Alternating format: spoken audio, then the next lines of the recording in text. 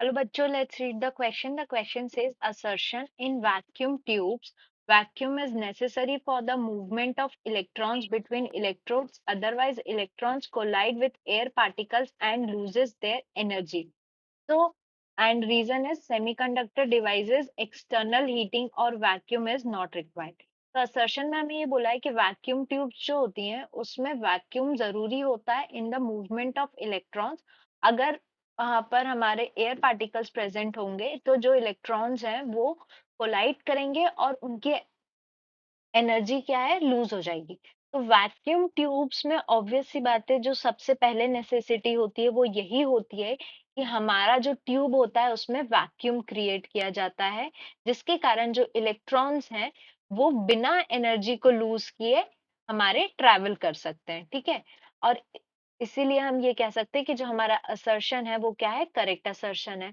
दूसरा ये कि हमारा जो सेमीकंडक्टर डिवाइसेस होते हैं उसमें external heating and vacuum is not present. तो we know that in semiconductor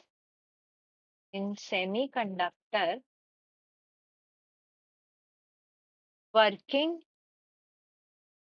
is not dependent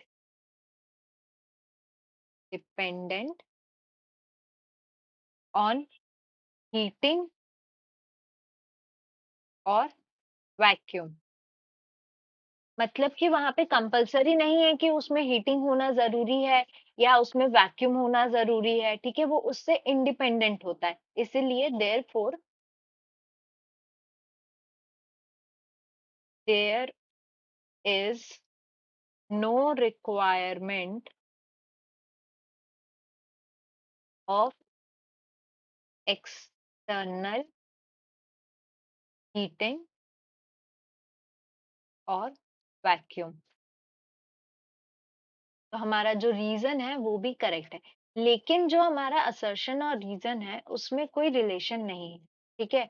और ये दोनों इंडिपेंडेंट स्टेटमेंट्स हैं।